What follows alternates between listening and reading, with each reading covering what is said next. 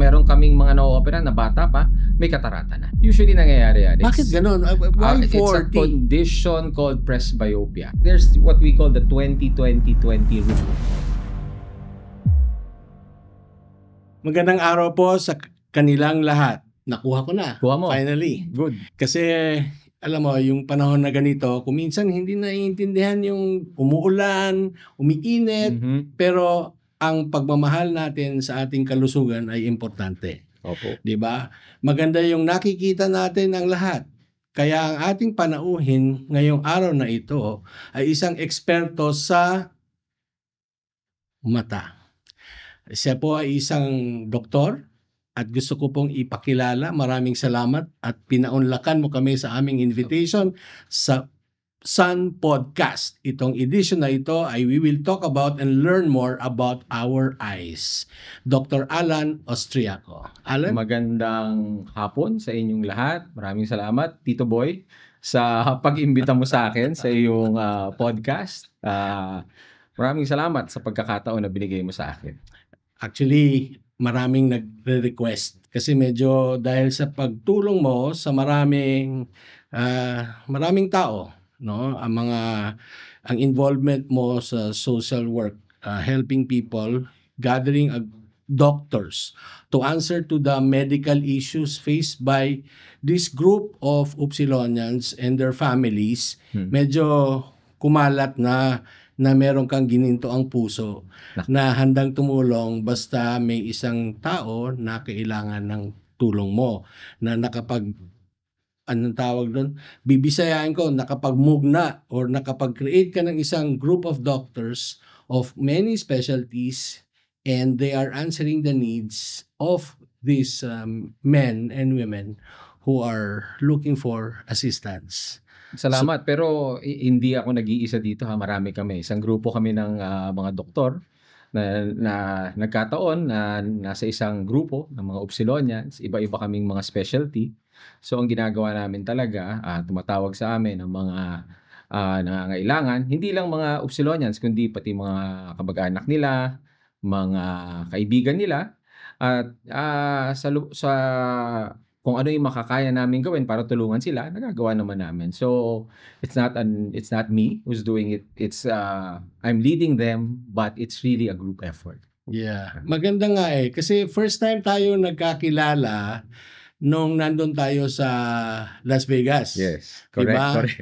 Tapos pareho tayong naghahanap ng magagawa. Correct.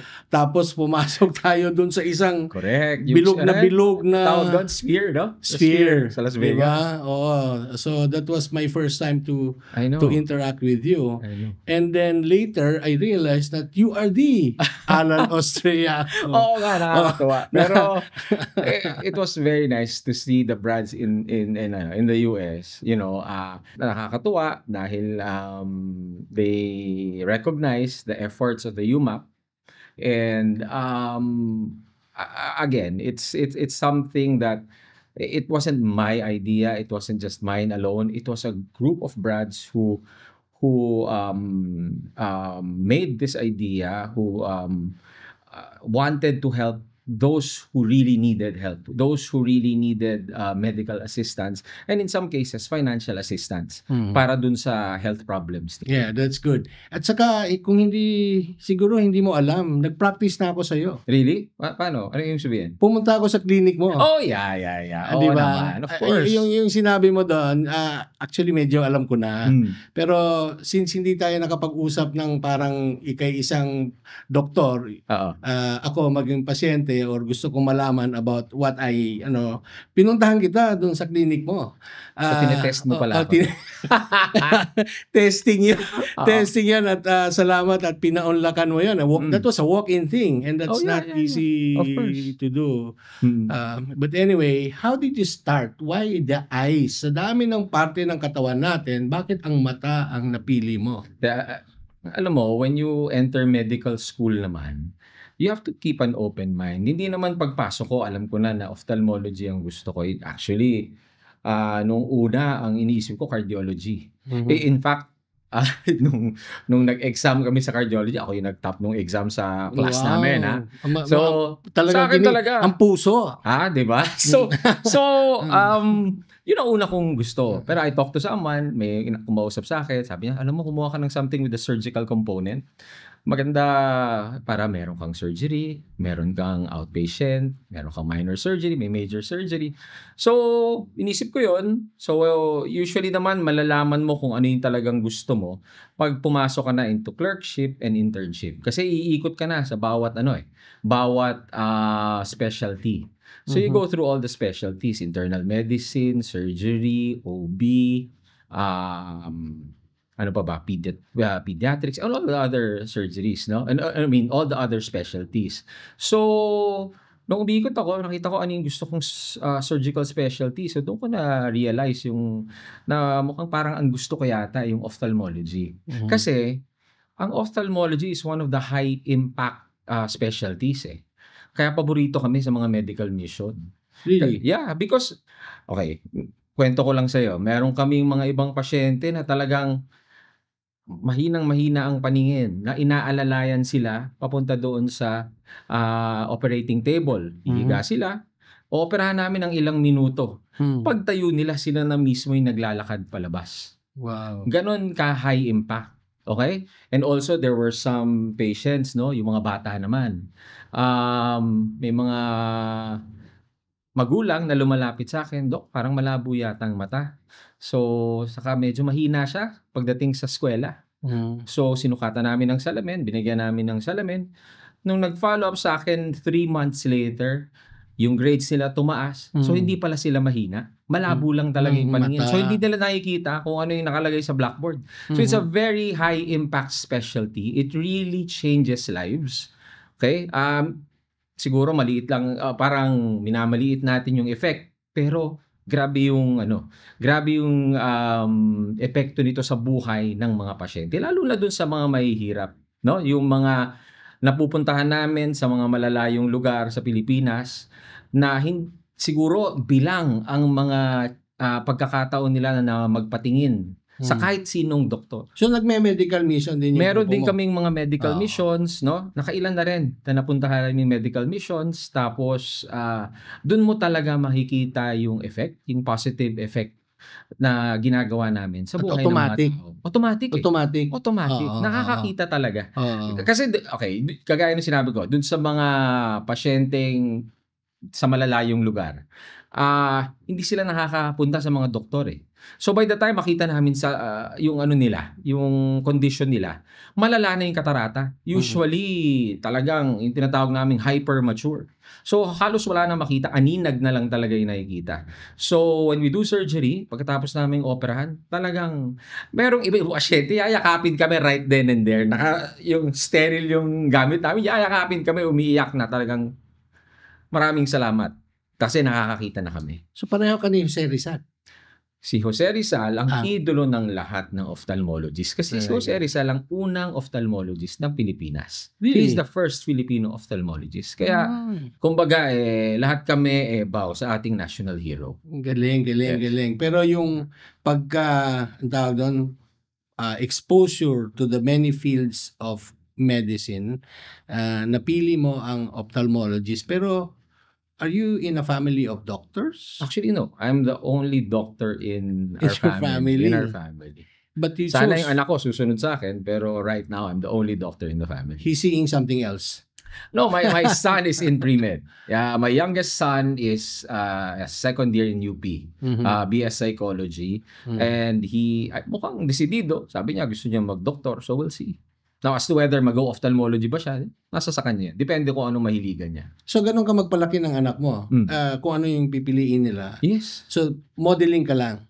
Oo, importante kasi kung ano yung gusto nila, eh. Like my eldest, walang ano talaga sa medicine. He's now working, he just graduated recently. He's now working for a web design firm in Makati. He's doing very well. Mhm. And yun ang gusto niya. So, yun ang gagawin niya. Gusto ko when you do something that you love, then it's not work. Which is what you're doing. Yes, definitely. But how about other activities aside from your medical missions in your association, about your anong tawag nito?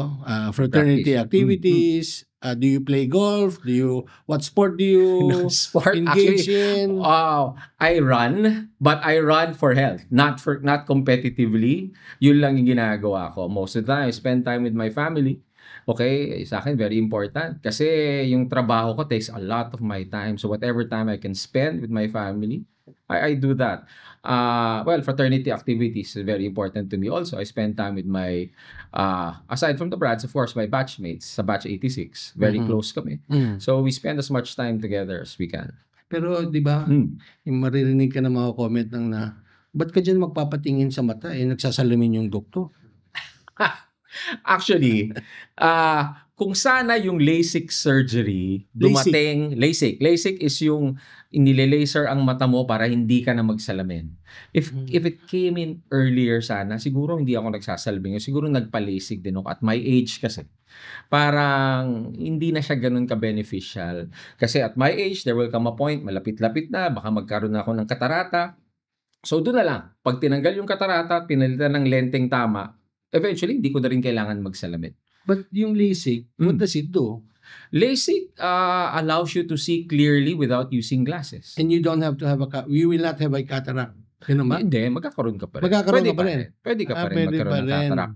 Usually, ang katarata, which comprises most of my practice, it's, ang nangyayari sa katarata, ito na lang, ano yun natin? Ang mata natin parang camera. May lens yan sa loob. Okay? So, yung lens ng mata, dapat parang lente ng salamin. Clear dapat siya. As we grow older, or in patients with diabetes, or patients who take some medications like steroids, namumuti yan. Ito yung covering? No. Yeah, it's inside. Actually, sa loob siya. Yung sa covering sa labas is the cornea. So, inside is the lens. Inside it's behind actually the pupil. Pupil is yung itim ng mata. Yes. So, it's behind it. Okay? So maliit siya? Maliit lang siya. Okay, maliit lang siya. Pero very important siya. Kasi yung nagfo-focus ng nakikita natin to the retina. So, yun, namumuti yun pag nagkaroon tayo ng katarata. So, pag namuti yun, palabo ng palabo. So, commonly, ang nakikita ng mga pasyenteng may katarata ay cloudy vision. Nag-uulap or parang may usok yung paningin nila.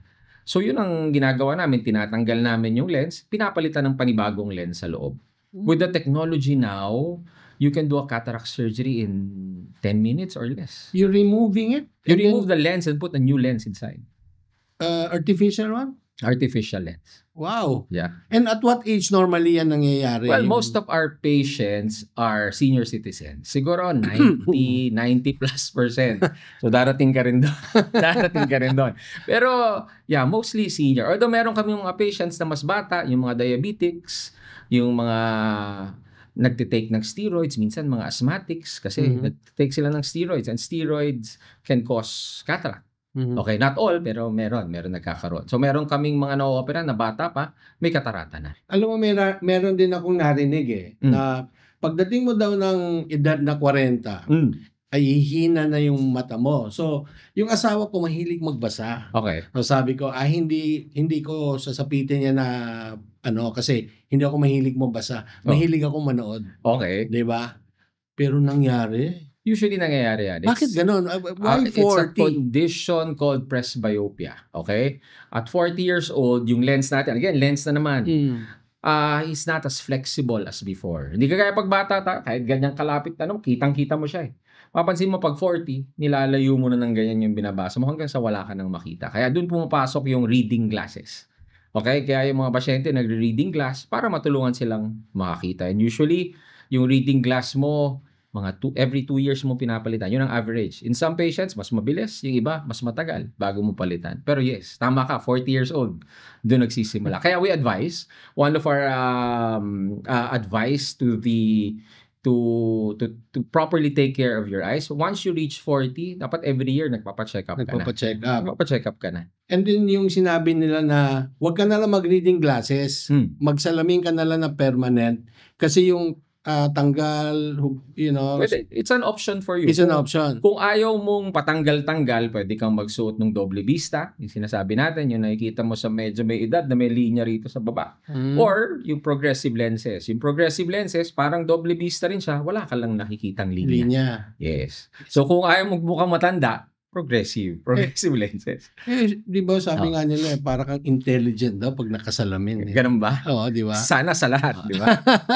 Ikaw, naging doktor ka. Hindi naman madali maging doktor. Ibig sabihin na you really did your work. Now, in terms of sharing technology to others, for example, well, aside from sharing your skill, gathering a group of doctors together to do service, about sharing of technology, how does that happen among your profession? Well, if you usually go to the conventions, you go to mga seminars, maraming nangyayaring mga conventions abroad and here in the Philippines. Mag-attend ka, so you become updated with what's the latest. Okay? Dito naman sa Pilipinas, matutuwa ka kasi updated naman tayo sa mga latest when it comes to cataract surgery, when it comes to LASIK, glaucoma. Hindi naman tayo nahuhuli. Dahil nga, kagaya nitong December, we're going to have our convention ng Philippine Academy of Ophthalmology, and we invite mga foreign speakers to tell us about the latest technology in all fields of ophthalmology. Kasi ang ophthalmology, mata lang yan, kala mo napakaliit na bagay, napakaraming subspecialties pa niyan. Madami. So madami. But yung lalabas ka ng bansa para ikaw naman ang matuto, di ba? Yes. Or ikaw magtuturo, may mga ganun din. Maraming conventions, merong yung sa Europe, meron sa Amerika, dito sa Asia, marami din, Marami kaming pinupuntahang mga conventions para matutunan din namin ang pinakabagong teknolohiya sa ophthalmology para hindi rin tayo nahuhuli. Saka maganda kasi na-offer mo lahat yan sa pasyente mo. 'Di ba? Kailangan updated ka. So ngayon, kanina nabanggit mo yung diabetic. Sabi nga nila, an ounce of prevention is better than a pound of cure. Now, for the young ones listening now, how can you protect or develop healthy eyesight? Okay. I would suggest a comprehensive approach when it comes to taking care of your eyes. Number one, of course, you eat healthy. Always. Hindi lang naman sa mata, pero sa lahat ng parte ng katawan. Eat healthy. Omega-3 fatty acids, sa mga isda. Gulay para sa mga vitamins is very important. Number two, huwag ka maninigarilyo. Okay? Kasi cigarettes, a higher incidence of macular degeneration. Macular? Degeneration. Yung pagbabago sa pinakasentro ng paningin mo, dala ng mga pagbabago doon. So one of the factors that increases your risk of having macular degeneration is smoking. Aside from that, there's also some studies that show smoking can also mas mabilis kang magkaroon ng cataract. Number 3, of course, exercise, activities. Pag nag-exercise ka, mas mababa ang chance mo magkaroon ng diabetes, mas mababa ang chance mo magkaroon ng hypertension, and all these affect your eyesight. So, mas maganda kung active lifestyle mo. Ano pa ba? Napaka natin ngayon sa computer. Diba? At saka smartphone. Lahat naka-gadget. So, very important to take care of your eyes. There's what we call the 20-20-20 rule. Especially for those, napakadaming call center dito sa Pilipinas at nakatutok sa computer, mga 10 to 12 hours a day. So the 20-20 rule, hindi yan vital statistics mo dito pero it's more okay. 20-20 means paano nasingit? Hindi, alam ko fit ka pero the 20-20-20 rules means for every 20 minutes of screen time, you look at an object 20 feet away for 20 seconds. Okay, this will relax the muscles of the eye, So, yun ang pahinga mo, Pag madalas kang nasa harap ng computer. So, set mo yung alarm mo ng 20 minutes, every 20 minutes gawin mo yun. Okay? Para less yung tinatawag na computer vision syndrome and or digital eye strain. Mhm. So yun, very important. At saka adjust mo lagi. Huwag masyadong maliwanag yung computer mo. So yung glare should be lesser. Yung isang 20. 20 ano yan? 20 every 20 minutes. Okay. Look at an object 20 feet away for 20 seconds. So 20, Ah. 20, 20. I see. So yun. So, kung 8 hours, maganda ngayon kasi may mga cellphone ngayon nakalagay doon yung screen time. 'Di ba? So, How much you alam mo. spend. So kung 5 hours yung screen time mo, Yeah. ibig sabihin you So, need yun. to spend 5 hours. 3 times 5. So 15 times mong gagawin mo yung 20-20-20 rule. Aha. Yep. So magbibila Alarm mo lang 20 minutes dun sa phone. sa phone at a stationary object Yes. for 20 minutes. It relaxes your ciliary muscles. Okay. So take a picture of me as your model for the Ikaw yung tititigan. 2020. Di ba? Yeah. To preserve our eyesight because of our sa hilig natin sa computer, not just out of leisure but also because of our profession. Yes. Wala, Okay. hindi mo talaga mapipigil eh. Computers are part of our lives now. Even kids, even mga bata, 'di ba? Yung schoolwork nila, it requires computer use. So, kailangan nating turuan sila kung paano yung paano. Pero yung mga ganyan ba, for example, failing eyesight, does it affect mental health? Of Do, course. do we get depressed? Yes, Do we get of course. So ano mangyayari doon? You cure Yeah. the defect. Kasi Pero- like kagaya, kunyari ang mental health problem mo or ang depression mo is because of bad eyesight. So if an ophthalmologist is able to give you better eyesight, then kaganda ang pananaw mo sa buhay, mas maganda ang disposition mo kasi nakakakita ka. Oo. Kagaya nung sinabi ko sa'yo, yung mga pasyente ko yung mga pasyente namin na ooperahan sa medical missions, ano na yun, mga talagang yung depression, kasi wala, nandun lang sila sa bahay, nakatunganga, wala silang ginagawa. So when you give them good eyesight, nagiging mas productive members uli sila ng society. Na I can relate to that. One time there was a foreigner friend of mine who gave me boxes of eyeglasses, no? And when I consulted a friend, I don't know if you know him, but later na, sinabi ko, pinakita ko, sabi niya, ay perfect yan kasi meron palang grado na Yes. age specific. That's right. No? So, we, in City Hall, during their flag raising ceremony, nagpicture-picture sila doon, Oh. tapos tumabi na lang ako, tapos namigay ako. Alam mo, totoo yung sinabi mo eh, na biglang, pagsuot nila doon sa eyeglasses, Mama! Oh, di ba? Oo, Mama! Diba? Ganun talagang... Kasi marami kang makikita video sa YouTube, yes. ganun. Na talagang life-changing siya talaga. Iba eh. Oo. Diba? oo. Iba yung, hindi naman sa amin na maliit mo yung iba, but iba yung eyesight kasi talaga. It's, Yes. all senses are important, but I would hear my patients say, Dok, mabigyan na lang ako, wag lang ako mabulag. Yung ganun. Yung mga may asawa. Siguro. Diba?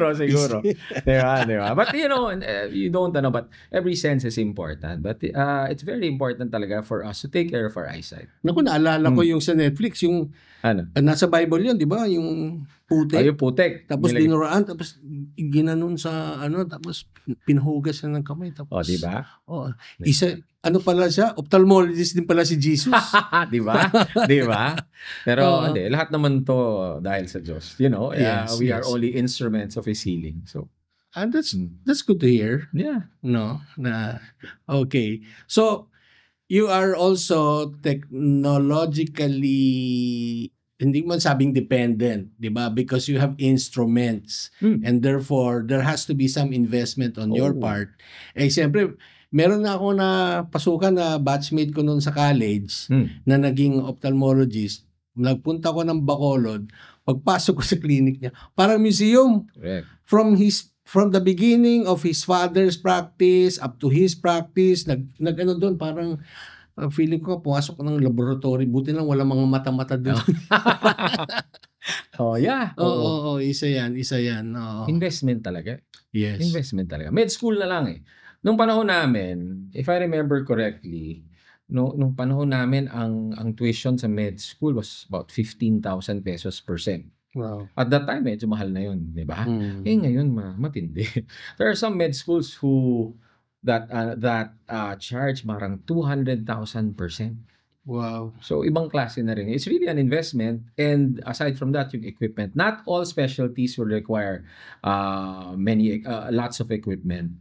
Ophthalmology does. Mhm. Okay? Sa clinic mo pa lang, you have to have a slit lamp, an ophthalmoscope, indirect ophthalmoscope, autorefract, madami. Although there are some na pwede mo namang gamitan ng mas makalumang technology, yung hindi mo talagang kailangan, pero if you want your clinic to be updated, mas maganda, kumpleto yung gamit mo. Okay. So, So, maraming salamat at ito po ako si Tito Mora, ang inyong host ng Sun Podcast. Malaking pasasalamat na narinig natin yung paano natin mapapangalagaan ang kalusugan ng ating mga mata 2020. Tapos babantayan natin ang ating kinakain, no? Importante Very 'yon. important. Especially tapos yung exercise, narinig po natin 'yon. At ang gusto mong maging isang espesyalista pagdating sa mata, hindi po natin siguro iisipin yung kailangan nating gastusin, yung oras na gagamitin natin, but because ang tulong na nabibigay ng isang ophthalmologist ay immediate effect, no? Tanggalin ang cataract, biglang nakakita, binigyan ng tamang salamin, makikita ka agad. So maraming salamat na pinaunlakan mo ang aming invitation sa Sun Podcast. Walang anuman, Tito. Dr. Pero salamat Alan? din sa pag-imbita. Maraming Yes. salamat. Okay, so see you in our next episode.